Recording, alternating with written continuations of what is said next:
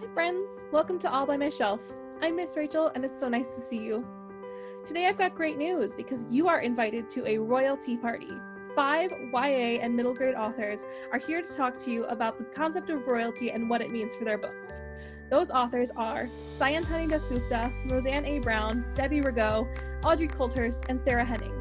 And moderating is Miss Southern Illinois, Jana Hartner, because I figured who better to talk about royalty than someone who's got a crown. If you're a Glenside patron, make sure you click the link marked Glenside in the description, where you can find a list of all the books talked about, including those written by our panelists, and find out which ones you are able to check out immediately as ebooks. If you're more of a hard copy person, don't worry. There's a form on there where you can fill it out to tell me which books you would like me to put on hold for you when the library is able to reopen. I hope you enjoyed this panel.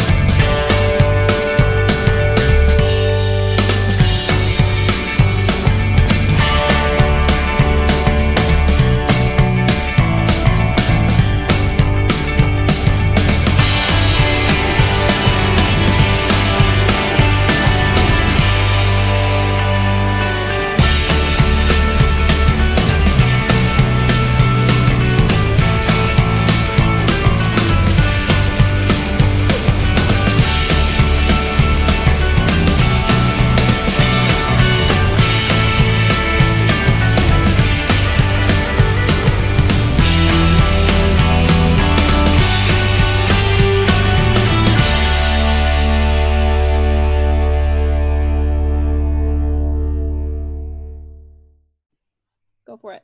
Okay, well, thank you for coming to our royalty party. I was asked to panel this, to lead this, simply because I'm a title holder for the Miss Illinois organization. But I know Rachel because her sister and I compete, and we're both big book nerds. So I teach at a university in Missouri, and I teach writing primarily, not literature, but I am a big reader. So I was very excited by the opportunity to ask authors kind of why they make the decisions they do, especially because in my discipline, we shy away from authorial intent, and now I get to actually ask some of those questions. So would you all like to introduce yourself and tell us a little bit about your books? Debbie, would you like to start? Sure. Hi, thanks, Jana, for having me. This is so great. I'm Debbie Rigaud, and I'm author of Truly Madly Royally. And Truly Madly Royally released last summer, and it is about a sort of like a hometown princess meets an actual prince. And so their worlds collide, and that's Zora and Prince Owen, and it's actually inspired by Meghan Markle and Prince Harry. Yeah, wow, thank you. Roseanne, would you like to introduce yourself? Sure. So hi, everyone. My name is Roseanne A. Brown, and I'm the author of A Song of Wraiths and Ruin, which will be out on June 2nd with Bowser and Bray and HarperCollins. And so it takes place in a world inspired by West African folklore, and it follows two teens. One of them's a refugee, one of them's a princess, and they're both tasked to kill each other to save their families. And so the refugee enters a competition to win the princess's hand in marriage with the intent of killing her. And it's about what happens when they finally meet and all the ways things go off the rails. And it certainly does go off the rails. Audrey, would you like to go next? Sure. I'm the author of the Of Fire and Stars series. So that's Of Fire and Stars, Ink Mistress, and Of Ice and Shadows. And the first book starts off with a princess who gets shipped off to another kingdom to marry a prince, but she falls in love with his sister instead. Okay. And Sarah, would you like to go next? Yes. So I'm the author of Sea Witch, which came out 2 years ago, and it has a little bit of a royalty tie-in. It's sort of a almost like a prequel to Little Mermaid about the Sea Witch. But then this summer I have a book coming out that's basically a ginger spot Princess Bride, and it's called The Princess Will Save You. And yeah, really that's the pitch. And it's super fun. I really had a good time writing this book. And oh, and I have a contemporary too. Here it is. Hey. So I'm Sayantani Dasgupta, and I'm the author of the Kiranmala and the Kingdom Beyond series. You can see probably in the background the first book, The Serpent's Secret, came out 2 years ago. The next book, Game of Stars, came out last year. And this year, on March 3rd, came out the third book, The Chaos Curse, which actually has some Princess Bride referencing in it, Sarah. So very excited. So the series is based on Bengali folktales and string theory, because why not? And it's about a 12-year-old girl who thinks she's just a regular immigrant daughter growing up in New Jersey, whose parents tell her these wacky stories about how she's really an Indian princess from a different dimension. And she thinks they're just being weird, as parents are, until the morning of her 12th birthday, when a carnivorous rock push monster crashes into her kitchen, sweeps her parents off to that other dimension, and it turns out all her parents' stories were true, and she really is this demon-slaying princess from another dimension. She has to go off, save her parents, save New Jersey, and save the multiverse. And I have been blessed. I've got to read all of these books very, very quickly. So just within the last week or so. And I had so much fun. It was just, I get one book and be really, really serious and, very action packed. And then I would hop into, The Serpent's Secret, and it was goofy and wacky. And so I was like this all week. My emotions were all over the place. And that's just because of the wonderful writing that you have all created. So I wanted to ask some questions about these fantastic worlds that you have crafted. What first motivated you all to write your story? And I don't know how we want to hop in, if somebody just wants to pop in, and then we can kind of go around the room, so to speak. But I just am so curious about what motivated these stories. For me, it was very much writing a story that I wished had existed when I was a teenager. I'd read a lot of stories. I loved fantasy. I loved princess stories. I especially loved stories about princesses who didn't really fit the mold, but I had never read a story about a gay princess before. And so I wanted to explore what that story would be like. So it was really kind of a love letter to my, 13 or 14-year-old self. I mean, I'll hop in just because, Audrey, what you just said resonates so much with, and I feel like maybe all of us, because a lot of us were nodding. Toni Morrison has that great quote: if there's a book you want to read and it hasn't been written yet, then you must write it. And this is the book that 12-year-old immigrant daughter me wanted and never got, because I never got to see brown girls. I never got to see any heroines of color or heroes of color in the books I was reading or the movies or TV shows I was watching. And you get denied kind of representation for long enough, you start to think, like, maybe I don't deserve to be represented. Maybe somebody like me can't be a princess or can't be a hero or can't save the world. And that's just a false and horrible and violent kind of notion, I think, to a child's psyche that I just did not want to pass on to my own. And I thought, I had a different job when my kids were younger middle grade readers. I was a pediatrician, and I thought that things were better. And I kind of saw my children reading these, same genres that I loved, fantasy genres. And I said to them, well, things are so much better now, right? And they were like, no, Mom, like, we love all these books, but we're still not seeing kids who look like us.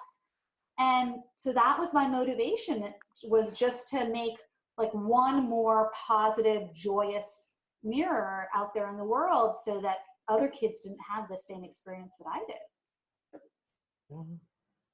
I guess jumping off that, I love that answer so much, because that's something that resonates with me as well. Like, I'm an immigrant daughter as well. I'm from Ghana in West Africa. And like that idea, I guess for me, why it was so important to me to incorporate folklore is like, the idea is I'm very aware of kind of the stereotypes associated with what like quote unquote African media looks like. Like, you have like, some people might say Anansi. Maybe they know a little bit of ancient Egypt and that's it. And like growing up, like some of the most epic stories I knew were actually kind of like the oral stories my aunties and my grandmas would tell me. Like, I'm talking like this was Game of Thrones level, like backstabbing, betrayal, magic that made no sense, but like it didn't have to make sense because it was cool, like stuff like that. And so I was like, how do I take all of this that like, and it's meant for an oral medium. Like, a part of what I tried to do stylistically with my book was like, how do I make it feel like a story that is being told to the reader, not just being read to it. So in some ways, I even feel like the audiobook is the truest form of this book, So I was like, I want to incorporate that experience of like listening to a story and being told it and being a part of it as a listener, but in a book form. And then also, I just really like lots of romance, so I want to do that as well. Roseanne, I can't wait to read that. I want to jump in to echo everyone's saying. It's for Truly Madly Royally. I forgot to mention Scholastic Point is wish fulfillment, and I'm like, you know what? We love wish fulfillment too. Brown people love wish fulfillment too. And looking back to Princess Diaries, the book, but the movies were produced by Black women. You know, Whitney Houston was one of those people, and I think the second one was written by Shonda Rhimes. Yes. And so it's like, you know, so when the whole Meghan Markle and Prince Harry engagement broke out, just, you know, how some of Black Twitter and Brown Twitter were going crazy and everything. It was just so interesting to see, because we were kind of out with that kind of wish fulfillment, you know, chatter and just what, you know, it was funny too, reading some of Twitter, but it was also, I was like, there's something there. And I would love to dive into that, because yeah, it's exciting for some people. We were talking about it. And also being from a community that, you know, always says, you are royal, you know, we were raised being told, you come from kings and queens, you know, through hip hop music and everything else. And so I wanted also to explore that. And so it was really what sparked it for me. And then my editor, you know, when I was like, I would so read that book, you know, when everything was unfolding with Meghan Markle, thanks to my editor, Amy Freeman, she's like, you know, gave me the idea to write it. So I'm excited about that. As far as my answer, it's not like nearly as interesting as any of yours. You know, I grew up watching The Princess Bride, read the books, and I loved it so much. But one thing I hated was when you get to the scene right before the wedding and Buttercup is sitting there at her vanity and she's got the dagger and she's about to, like, you know, end it because she doesn't want to get married to Humperdinck. And, you know, and then Wesley says his line about her boobs. And I was like, oh my God, you have a dagger. And like earlier on in the story, she's this fierce person who pushes him down the hill and goes rolling and, you know, and wants to change everything. And then she just shriveled inside of herself. And I was like, why didn't you just tag that dagger and just go kill the guy? Like, I mean, seriously. So I wanted a Buttercup with agency. And so that was the idea behind The Princess Will Save You, where this princess is trying to be like, they're trying to force her hand into a political marriage. And she's like, I don't want to get married. I'm 16 and I want choice. Like, who are you? If you're the top of your country and you don't even have choice, like nobody's got choice. And so she, you know, they steal her true love as sort of a, you know, trying to like push her hand. And she's just like, nope. And she goes after him. And like, that's the princess I wanted, you know, like, and we just didn't see that. They were always damsels. I love Alana Arnold's damsel book. Like, I love it. And I wrote this book before I read that one. I was like, that is what I want right there. You know, to kind of look at that and the way we treat women in these stories, whether just objects. Yeah. So annoying. Yeah, you know, again, I'm 23, so I love YA. I still read YA. I find so much more joy sometimes in those stories. But when I was younger, the only books that I really felt comfortable with and I liked the women and how the women were portrayed were books by Cynthia Voigt, you know, where all of these women are put in these really, really difficult situations in highly patriarchal societies, and they just do whatever they have to do. And those were the only books that I remember reading, like, that felt authentic. And we always joke in my family sometimes how, you know, the women characters are crafted. We call them whas, like they're weenies, you know, they don't stand up for themselves. And, you know, I want a woman that stands up for herself and who is unique and who, even if I can't see myself as her, I identify with her or I want to be someone like her. You know, I think it's just so important. And I'm, you know, impressed and just amazed by all of you working so hard to craft those representations. You know, I think that this is what we need for our young readers. I work with 5th, 6th, 7th, and 8th grade reading intense instruction. And, you know, it's exciting because I was telling them about your books and they're like, oh, I want to read that. And yeah, and I hope that they do. It's exciting. So thank you for all that you do. Speaking of, defining and kind of recrafting princesses and what it means to be a princess, all of your stories in a variety of ways critique social norms. So, redefining royalty or royal behavior or putting royal in the present. So can you talk about that a little bit? How did you try to redefine or recast kind of the image of royalty? I really my royals are very egalitarian. So there aren't a lot of people between them and the common people, right? They don't have a lot of footmen and things that you would see in typical royal society. Because I think, growing up on Disney, that was the way those princes and princesses were portrayed, right? You can get to Prince Eric. He's right there. He's on the beach. I think that's one way that I do it a little bit differently than I think it actually is. And I'll just say that the reason that I started with the idea of Kira Mala being a princess was because of the kind of common experience, I think, of a lot of Indian immigrant or South Asian immigrant daughters, which is on Halloween, which also happens to be my birthday, so that was a whole complicated thing. The only costume our immigrant parents who we're going to spend the money for this holiday they've never heard of. What is this nonsense? And you're going to people's doors asking for things. That sounds not good. Right? So they're very skeptical to begin with about this whole Halloween thing. Begging, what? That sounds undignified. So anyway, they were skeptical. They weren't going to buy me another costume. Very common experience among a lot of South Asian immigrant kids. So they would say, well, you're going to wear a sari and you're going to wear your mother's jewels this Halloween and you're going to be an Indian princess. That was the consistent comment. And a couple years ago, Hari Kondabolu tweeted out somewhere there's a little Indian girl whose parents are making her wear a sari for Halloween. This tweet is for her. And I was like, yeah, that tweet is for me. So it was this idea of you're really an Indian princess. Well, what if she really is? And what does that mean? And what is it, Debbie, it's back to your notion of people tell you you're descended from royalty. People tell you you're a princess or a queen. What does it mean to claim that and claim it in its power? Which I think, Sarah, you were talking about. Not claim it as, something that's passive or weak or objectifies you, but actually is a source of power.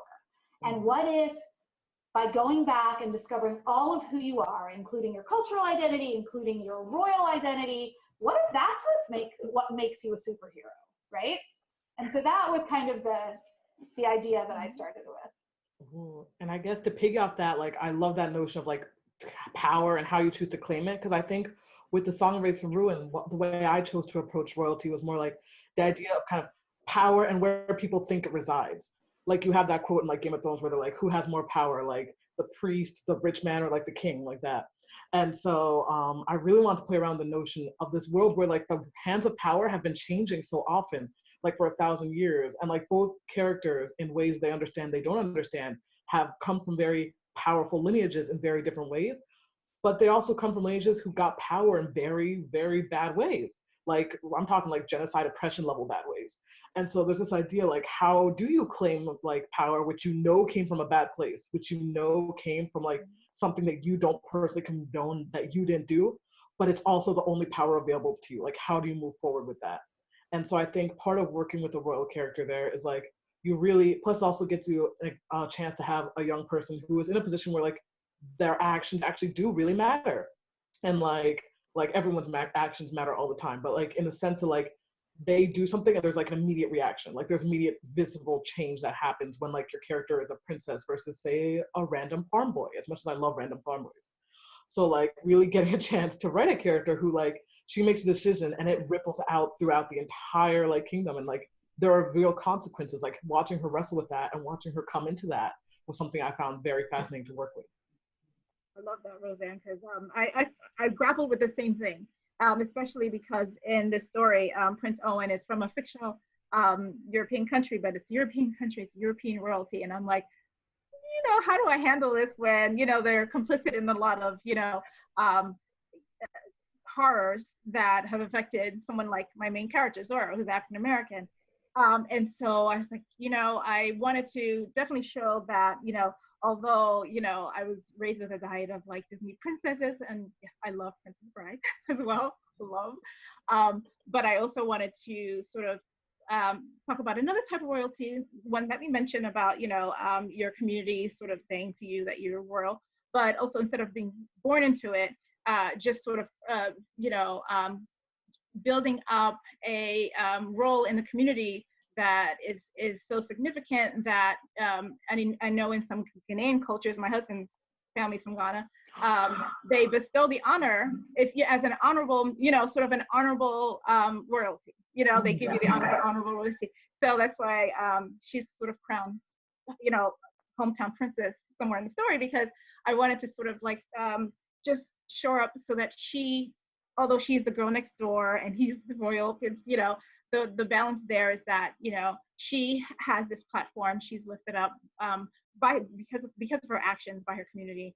And it's something that she takes very seriously, because she's very much someone in her community that she started a program for small kids to kind of chaperone them on their walk home. Because I know neighborhoods that I'm from in Jersey, the kids would walk home alone, and at a very, very young age. And so I just always imagined, wouldn't that be cool? So she starts this Walk Me Home program, and she actually looks out for younger kids in the neighborhood. And I've been shaped by sort of big sister figures, big brother figures in the community as well. And so I just wanted to just pay homage to that. And they're really like the heroes of the royalty, to a lot of small kids. And that's her mission in her life at the moment, and that's why she goes to a summer program to learn more about like grant writing and just trying to earn money for that program. And that's where she meets the prince, because I was like, where would a girl next door meet a prince? And so I feel like that puts them sort of on a equal in another way, and I wanted to kind of draw attention to that. Well, and I like that it's royalty that's been earned, like she's in there, she's helping people without any expectation in return. And I think sometimes when we look at royalty in Disney, and it's just like, oh, I was just born this way. Yeah. And so it's really heartening to see characters are like, nope, I'm here to help people. That's my goal. I just want to help my kingdom or help my neighborhood. So I think that's cool how when we're talking about like power and critiquing social norms and who has the right to power or who has to seize power, and all of those questions that are kind of being put into play in these children's books, that apply to kids and adults. They're for everybody. Yeah, I think it's interesting mentioning sort of that contrast between earning power and being born to it. Both of the characters in my series, in the first book, are born as princesses, but they have very, very different approaches to it. One of them wants nothing to do with her royal title and just wants to train horses and go gallop madcap across the countryside and drink a lot of beer. And she doesn't really have to worry about it too much because her younger brother is slated for the throne because sexism. And the other princess, though, who's betrothed to the first princess's brother, she was born as a princess and raised to be a dutiful wife and all that, but she actually really wants to do it, and she wants to do it well. It's like she sees it as her job to help people, to make a difference in her kingdom, to try to influence politics in a positive way, to like really make a difference for the people in her kingdom. And so part of her struggle is trying to reconcile the fact that she really doesn't want to marry this guy, and she would much rather marry his sister, with the fact that she was counting on having that power to help people. And where does that leave her if she turns away from the thing that she's been raised her whole life to do, and all of her education has gone toward? And she's smart, she's savvy, she knows this stuff, but what is she going to do if not that?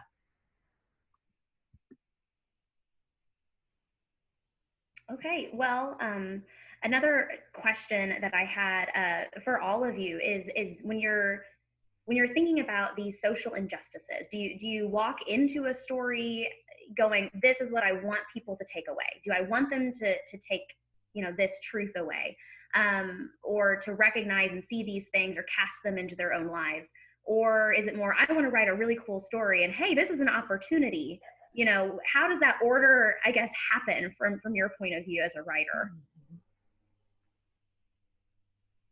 Maybe that's a tough question, and I may have not worded that very well. No, I mean, I think most importantly is to remember that young readers are brilliant, right?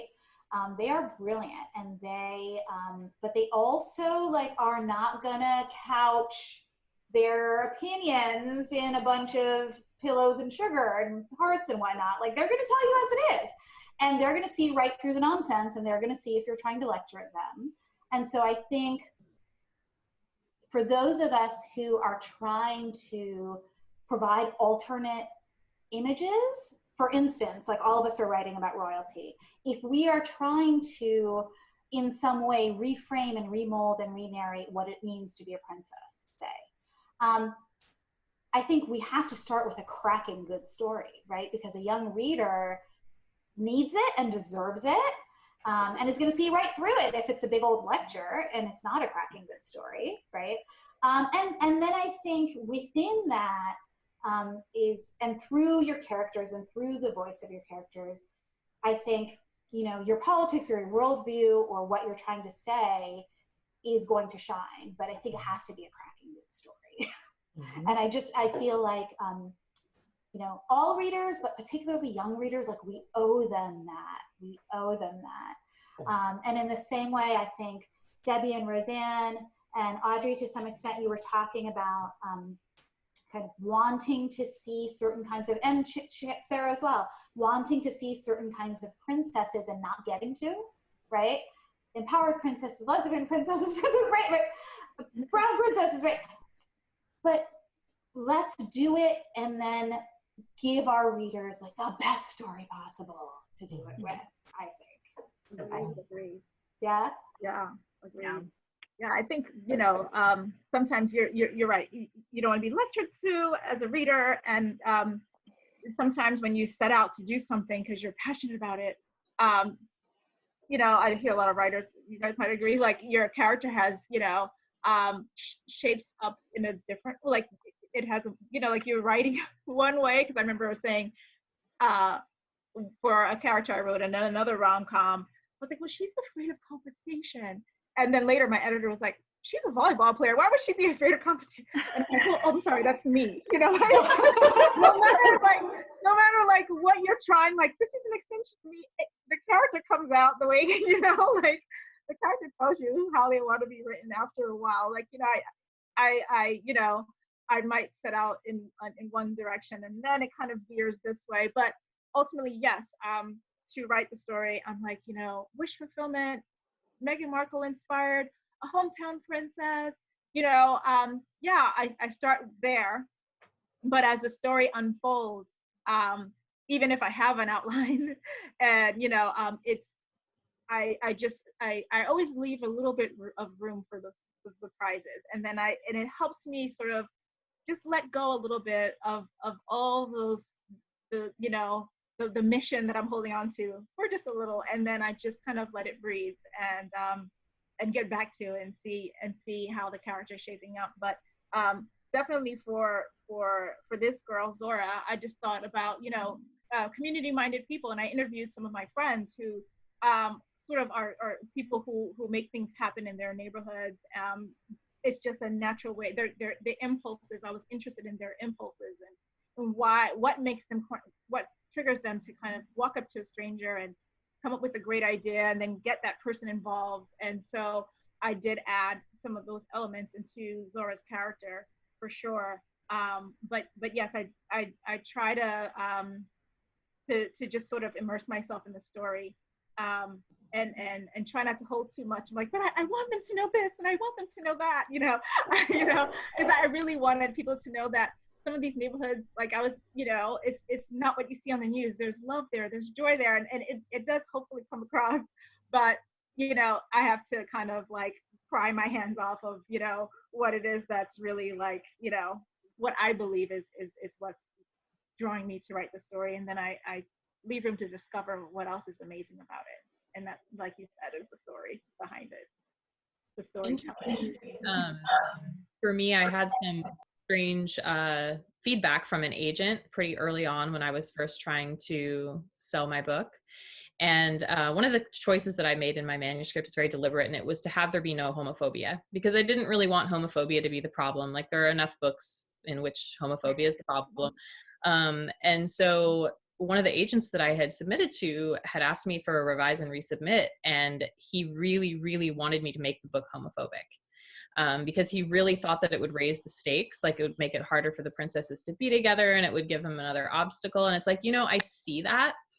I understand that, but I also don't agree with it at all. Like, I don't think that should be the only thing keeping them apart. I think the story is more interesting if it's not what's keeping them apart. And I would love to, because like one of the great beautiful things about writing fiction is that you can make the world what you want it to be. And like, let's create a world in which there isn't any homophobia, and like, it's just a background passive thing. But I think it gives a reader a lot to think about, and like, what would it feel like to live in that world, especially for young kids who don't see themselves a lot, to live in a world that doesn't have homophobia or racism or like some of the things that we face and deal with every single day. Just knowing that that kind of world can exist, that they can even escape to it in a book, I think is really, really powerful, even if it's not in any way preachy or like trying to tell them that the world should be a certain way. Like, there isn't a moral to it other than just to kind of provoke thought and to give them a safe place to exist. Joy is resistance, right? You don't like, we don't always have to be problems. Like, I think that for me, because I would get that response a lot, of like, oh, why don't you talk about your girl's cultural conflicts? I was like, because she doesn't have them, because that's not what this is. This isn't that book. Like, you don't have to teach a lesson about the problems of your community, right? Joy is resistance. I love that. Yeah, I think there's an ongoing conversation that's kind of happening in the book community in general about sort of the value of suffering and readers sort of fetishizing suffering. Voyeurism, right? Yeah, and I'm really glad that is starting to get challenged more and more, but I think it's still a pretty pervasive issue, especially with some other really underrepresented minorities, like people with disabilities, for example. So yeah, it's interesting to sort of see, like, I think a lot of it about myself as an author, like, how can I challenge that? Like, how can I not write stories that are about suffering? Not to say that suffering doesn't happen or that it's not important, but just to make sure that we're giving space to a wide variety of experiences, that, we're not just putting our suffering out there for people to gawk at, because it's so unpleasant and so uncomfortable, and it leads people to believe that that's the only kind of experience we have, which isn't true at all. Yeah, I love that point so much, Audrey. I was just going to say, to piggyback on that, the idea that just making it more interesting by not choosing the obvious is so important, because, it's so easy to fall into those holes. My contemporary book, the football book, is about like a female football player, and she's actually pretty well accepted onto the football team. And, and I've had some people comment like, well, that's not normal. And I'm like, have you met today's boys? Because like, they're actually pretty okay with girls being really good at stuff. Like, I felt like that wasn't the argument I was trying to make, and it didn't have to be the argument, like, anyway, that's not princessy. Go ahead, Roseanne. No, I just wanted to say, I love that point, Audrey, so much, especially the idea of like, when you're going with a pain narrative, and like, how do you make it intentional? How do you do it like with care? Because I like actually came out with a different sort of mindset to A Song of Race and Ruin, because like I was writing about like a refugee character, and like going like, especially because that's such an experience that's still very kind of like relevant to today's world. And it's like refugees, immigrants, migrants are being displaced every day. I was like, okay, could I do this when I was coming my world together and putting that? I was like, do I do this in a way where it's like the character, like, how do I write the truth to the power of the experience, and how do I bring this character and like what he's going through, that so many kids who could read this are probably very much going through themselves, and then versus like not addressing, I was like, I can't not address it, like that like, while doing that in that context, I feel would be taking the power away from it, taking the truth away from it. It's like, I want to show like experiences I've seen within my own family, experiences I know in my own community. How do I put this on this page, put it in a way I know to be true, but in a way that highlights the reality of it without necessarily coming across as like the fetishization of the pain, if that makes sense.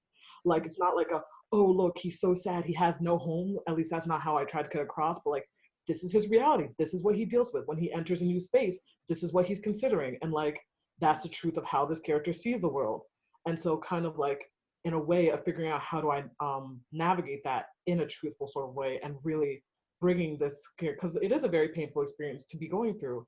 but it's not the only thing he is going through. And so kind of letting the pain inform his character and inform his choices without that becoming the sole focus of his character. To Sarah's point, which she was saying, have you met boys today? I think sometimes, we can get caught up into our own feelings from, our era, we write for younger people. And so I found that as well, with my middle grade book that I did with Alyssa Milano. It's where we discuss, girls in science, and, it's like, well, maybe in our generation, she was the only one in the science club, but today, it's different. Take a look at the middle schools all across America, and look up their science club, and you can see for yourself that, we're dealing with a separate time than when we were. So it's kind of like walking away from our past hurts, from our era, and dealing with how things are right now. Well, and simply seeing, men behaving differently, boys behaving differently in stories, it's recreating a world, and it's doing it in a way that it's not another option. There is no homophobia. There is no, this is just the world and the way that it is. And I think it's a world that we would all like to live in. So I love the way that the narratives are crafted. Is like, this is the authentic world. It's how it was written. It wasn't written, to ham-fist it. It's just, that's the way it is. This is the world. And I think that is amazing, especially, I have a nephew and I'm one of his caretakers. And I bought him a book, and it was on feminism. And he goes, feminism is for girls. And I was like, I don't know, it's not, but we got to have a conversation. But I just think some of those conceptions of like, this is a girl thing and this is a boy thing, and sometimes it just dissolves. More and more I see that in my students, and I see that I teach at a college, but I also teach at a grade school, and even in those different age groups, my 18-year-olds versus my 5th graders. Sometimes my 5th graders are a little bit more attuned than my college students are. My son's in 5th grade, so I appreciate that. Well, if you get him a feminism book, say, this is for everyone. I'm going to do that. There's still so much work to do, but it's, nuances between our generations and this one, but there's still, work to do. So I had another question, dealing with royalty, of course, which is our theme. But it's about the burden of being royal. And, again, you have different definitions of royal in your books, which you've already addressed, and kind of the purposes behind that. But what are some of those burdens of being royal in your books? What does that mean? And how does that translate into your young readers? What does it mean to have kind of this requirement placed upon you sometimes by others? I guess what I think I find so fascinating about the role of the princess in particular is that, like, if we kind of go back to traditional gender ideas of what it means to be a prince versus what it means to be a princess, like a prince is being groomed to like become a king one day, to become the powerful one, to become the one who has like actual control, who can do things. But traditionally, a princess is expected, like, she's either probably going to be a princess the rest of her life. Very rarely does a princess actually become a queen. Like, you rarely see that jump princess to queen. And so I find a lot of time traditional princess role is kind of this idea of like this girl who is always adjacent to power, and she kind of has power because like her family, because often her father, the king, has power, but it's never her own power. It's nothing she has herself. It's kind of what's been granted to her by others. And I think so many young girls can relate to that, in the sense that like so many of them, like, they know that they're so smart, they're so talented, that there's so much they can do. And yet whatever power they feel they have, it feels like it's something been granted to them. It's not something that they get to utilize themselves. It's not something they get to like take that next step from like a metaphorical princess to queen, like from to take that step across the chessboard to like the person who actually gets to call the shots. And so kind of in the idea of a princess as a metaphor for like a girl who is near power but like actually can't access it. Yeah. That's why I was very intentional, like and this isn't a spoiler because it's on the jacket, but like in the inciting incident of the book, my main character Karina, her mother dies, and like her mother, the queen, is gone, and like there's a council, and then there's her, and everyone's figuring out what do we do now? Our queen is dead, and the council does not want to give Karina, they don't want to coronate her, and Karina does not want to give the council power. These two forces do not like each other. So even though Karina is the rightful heir by birth, she actually has to kind of figure out like, yes, she is owed this, but like, how do I actually access it? How do I access this power that is technically mine that these people are denying from me? And I think that is, even though like obviously the stakes are like very, very like epic fantasy big, but I think that's just something that I know I felt definitely as like when I was crossing that threshold from like kind of teen to adult, like there's so much I want to do. I know there's a place I need to like occupy, but like how do I actually make that leap? And so I think why I think the Princess Trope and like the burden of responsibility there, it's like really kind of like learning to access like into the role you're meant to play, and like how do you jump from like power adjacent to like someone who actually wields power.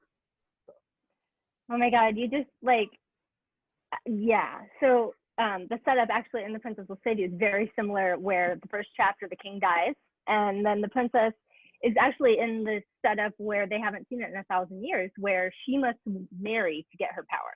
She's the rightful heir, she's the only heir, and she has to marry somebody who probably killed her father, and then that person will become king of her land. And so everybody wants it. And she doesn't want any of it. And she can't access it on her own. The people who could rewrite the laws are the ones who want to marry her. And I do feel like there's this connection to us as girls where it's, you know, as you're growing up, it's like you have this power, but you can't access it. You know, there's the whole idea that as a girl, you are trying to bait men into doing something when you're just trying to walk down the street. And it was very hard to connect to as a child, and it's hard to connect to as a mother, like how we look at girls in society. And yeah, like, oh man, like you and I are on the same wavelength. I cannot wait to I got you. how you did it. It's awesome. Except you sound like you have a little bit more of a matriarchy. I have a complete patriarchy here. Ooh, yeah, I did go a little matriarchy. I was just like, yeah, I do not want to do. I like that. I think that was my choice. I was like, you know what? I can do oppression. I can do genocide. I do not want to do patriarchy. I'm just that's where I draw the line. Well, I didn't want to do. I didn't want to play into that whole idea of like bloodlines and blood and like inheritance in those sorts of ways, because I just, you know, somebody's royal because it's like in their blood. Like I just didn't want to go there. And so although it's a bit of a spoiler, so I won't exactly reveal what her identity is, Kiran Mall is a princess because her biological parents are royal, and we discover later who they are. And one of them is not a particularly nice person. And so the royal person is like not somebody she wants to be adjacent to, right? And in fact, she realizes that the people who love her and are the sources of her power are very ordinary, not royal people, are her ordinary, not royal immigrant parents who run a store. And although she's a princess, she's also like a sassy girl from Jersey who tells a lot of jokes. And so her identity becomes a choice. It becomes about like a chosen family. And she chooses, I think wisely, she chooses the people who love her, as opposed to just the blood royal kind of aspect. In Truly Madly Royally, I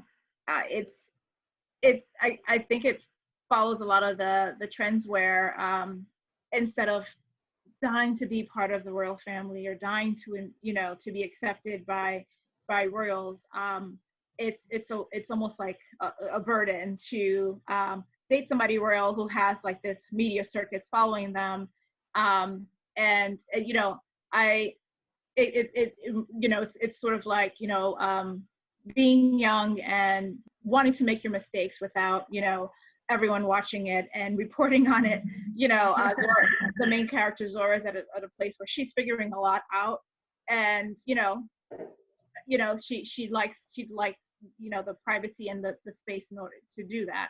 And you know, so it's different from, say, you know, Grace Kelly, when that was like, you know, everyone's dream back in the day, where it's like, oh, isn't that amazing to be whisked off? Now you have Meghan Markle, who, for whatever reason, if you agree or not, she's like, you know, let's give up our royal duties, you know, and have a life away from that. It's never going to be private, but it's they're standing on their own talents and making it their own career, their own popular. Like they have their super popular anyway. And so she, you know, she's now with social media, it's like with young people, you have that already. You have that social media audience watching everything you do, and so the added attention from a media circus is too much for Zora, and so she's debating whether or not she wants to even date the prince at one point. And so I think it's something that's changed in a lot of the books that I've read about, especially Alyssa Cole is also another author that actually, she calls it reluctant royals. And so I see that as a recurrent theme in a lot of today's view of royalty and royal romance. Well, and in your story, Debbie, she also has expectations because she's royal in her community. You know, she has those expectations too. So Heavy, yeah. Yeah, can you talk about that a little bit? Yeah, she is very active in her community, and she has a lot of people depending on her, and she feels that weight very heavily. She wants to raise money for her organization. She has plans for, you know, doing things for the young people at an after-school program, and so that's her goal and that's her focus, and so she doesn't want to lose sight of that. You know, there's pressure in that in itself, and she has ways of dealing with that pressure. You know, she has a family, like a really wacky family of a very hilarious friend that keeps her on task, but she's a goal-getter, and you know, this prince is a distraction at first, but it's also what connects her to the prince, because he has his kingdom. And in the beginning, when they're comparing, you know, like how do you draw parallels between a girl next door and a prince?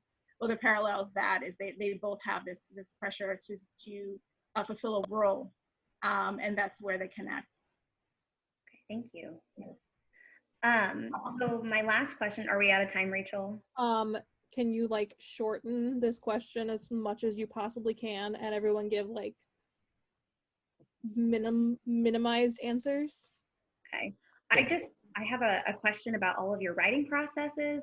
You know, how do you usually start? How do you know when that specific story, even if it's in a series or if it's a novel, how do you know that it's done? You know, I'm done. I have finished. My piece is done. For me, when my deadline comes and my editor is like, "Where is the book?" That's when it's done. If she didn't say anything, I would keep on revising forever. There you go. So how do you begin drafting? For me, it's voice. I always start with voice. And so Kieran Mala's kind of sassy and feisty and very New Jersey and has a little bit of a sarcastic take on things. And once I got her voice, and her voice was just so funny to me, and then I just kept going and kept writing from her voice. So for me, I would start with either hearing a voice in my head and then working on it, or trying to come up with, you know, the voice, which then tells you a lot about the perspective and the worldview of your character. For me, yeah, I'm right there with the voice too. Yeah, like I'm a former newspaper writer, and so I would go out and interview people, and then that's how you're framing the story, right? The people you talk to. I mean, you know the background information, but then you hear the voice in your head as you're talking to them, and you're like, oh, I'm going to use that quote. I'm going to use that quote. So I think I'm always drawn to the voice, right? And so usually I have the idea, but I can't get started until that voice starts talking to me. Just can't. So that's so cool, because you're a newspaper background, I'm magazine background. And so, yeah, interviewing people was like part of my favorite, that's my favorite, you know, part of the job. And so, yeah, you hear all these different voices and all the different ways people relate to the world. And, you know, I also use, you know, a humorous voice. I try to, because that's how I make sense of the world too, because I come from a family of like hilarious women. And so I always kind of just see that their perspective when I'm writing, and try to pull that out so the reader can kind of get through the voice, get the perspective of this person. They probably have a singular perspective, and it's really fun to find out what it's going to be. So the voice is very important to me as well. For me, it's just a horrible, vicious cycle of research, procrastination, and murder. And as soon as I figure out who I'm going to kill, usually things start to move along a little bit better. And similar end point where when I'm, a few weeks past when my editor told me I was supposed to turn it in, it's usually done. But I am not actually a very good writer as far as like process and focus and things like that. I'm going to need that embroidered on a pillow. Research, procrastination, and murder. Audrey, I know Fire and Stars also Bowser and Bray. Was your editor also Kristen at Bowser and Bray, Audrey? Yeah, she's like the nicest person on earth, which is good because she's very patient. Let's just say that. Yeah, she's my editor as well, and she is. Kristen, if you're watching this, I love you, and hopefully this comes out after you've gotten book 2. Yeah, why is procrastination like, what's something that haunts a lot of us? And for me, it's a little self-loathing too. Like, when I'm like, why do I do this to myself each time? But yeah, it's an ugly scene. But I hope that gives you a good picture, Jen. All I'm hearing is there's some tears. Something about sewing on a pillow. If those are the takeaways. It's not really start off that way, but Well, I think we are out of time. Thank you all so much for sharing about your books, these really, really beautiful books. Can you talk about your book, introduce it just one more time, and then I think we'll close out. So Debbie, if you would like to start. I'm just going across my screen, so it's not a And if you've got your teacup. Oh yeah. Thank you to my auntie for the teacup. She gave it to me. And this is Truly Madly Royally, Debbie Rigaud, Elastic Point. Cheers. Excellent. And I'm Sayantani Dasgupta. Oop. Am I coming up? Yeah. Okay, I'm Sayantani Dasgupta. Here's my teacup. Here's my book. I'm the author of the Kiranmala and the Kingdom Beyond series, the third book of which just came out, The Chaos Curse from Scholastic. And I'm Roseanne Brown. Here's my teacup that's actually a Moomin mug. And I'm author of A Song of Wraiths and Ruin, out June 2nd, 2020. Nope. These are my books. And I also have a teacup. This is my wife's grandmother's china. Okay. So I'm Sarah Henning. I'm the author of The Princess Will Save You, which is out July 7th from Tor. And this is my teacup. It says, I drink the tears of my enemies, and I think it's fitting for all of us. Well, thank you all. I have my cup. I don't have a book. I haven't written a book. But I have this teacup. I got it at the Met in New York, and it's Van Gogh. So I literally bought this. It's the most expensive cup that I own, and I bought it, and I go, my future children will break this. This will be the thing that will be destroyed. But that's my teacup. Well, thank you all so much. It was wonderful just to visit with you all. And I am very inspired. I'm very inspired by all of you.